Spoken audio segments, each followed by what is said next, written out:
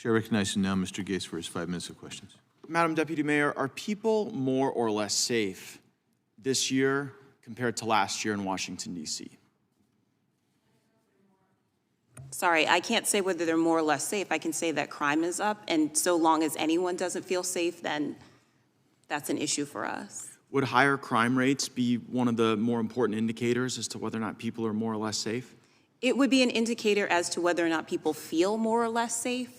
So it's something that we certainly look at in determining that. I don't know. I think people could feel unsafe even if they were safe, but this doesn't seem to be a delusion, right? The cases of sexual assault rose 111% over the course of a year. Homicides increased by 38%. Motor vehicle thefts doubled, increasing 106%. Instances of arson over 125%, and carjackings by 55%. Why do you think that is? There's a host of complex reasons why that's the case. You've heard some. We talk about our ecosystem, policy reasons, right? Do you think the soft on crime policies are one reason? I don't know that I would say soft on crime policies. What I would say is that there's a number of reforms in policy that have been made in the district that we believe need to be adjusted, which is why there's been a number of proposals from the mayor, legislation passed by the council to take a look at where we're getting the type of impact that we don't want. I agree with Mr. App that the only way this works is with collaboration. And so what do you think you would highlight as like the main policy change that the mayor has proposed that could maybe put some downward pressure on this rising violent crime? Sure, there's a host of proposals that the mayor made related to penalty enhancements, to aligning penalties for gun crimes with federal penalties. So there's those, but there's also those on information sharing. So hold on, let's start with those though. But the underlying premise there is that enhanced punishment can have a deterrent effect and reduce crime, right?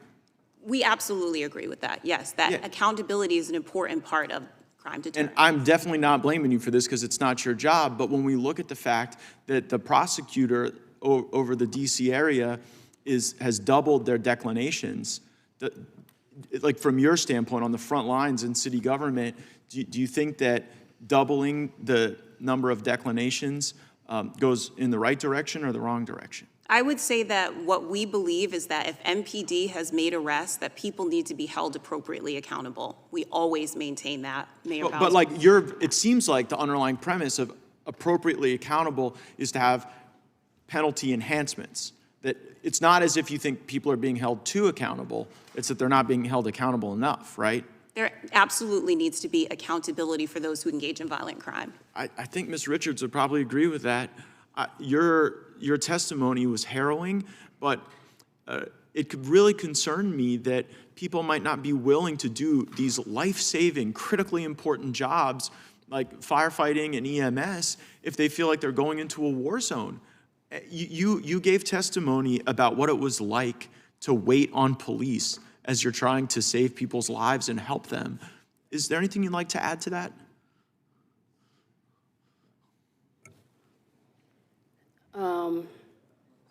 I mean, that's the state that we're in right now. You know, I mean, I've waited in excess of 20 minutes before to try to get MPD on scene for a violent call. What do you do for 20 minutes? We stage and we wait because at this point, we're no longer going in, we're not going to those scenes. And what happens to the people that need your help? And so therefore the citizens are not getting treated, right? They can't have our services because it's not safe for us to go in there. That sounds like life or death to me, that people could actually die because we don't have enough police to keep even our own first responders safe that want to save people's lives. Have you been confronted with these type of life or death situations where people can't get the care they need because you're waiting for firepower and cover to be able to go help people? I can say that yes, there's been times where we have to wait. And like I said, I've waited personally myself in excess of 20 minutes for MPD to arrive on scene. Yeah, I would observe, Mr. Chairman, that DC has some of the strongest gun control laws in the country, and increasingly the law-abiding people, the people who want to be helpful, who want to be good neighbors, are constrained by those gun control laws, and yet the violent criminals are putting Ms. Richards and all the people who want to do the good work she does in graver danger, and that might be something worthy of some federal review. I yield back.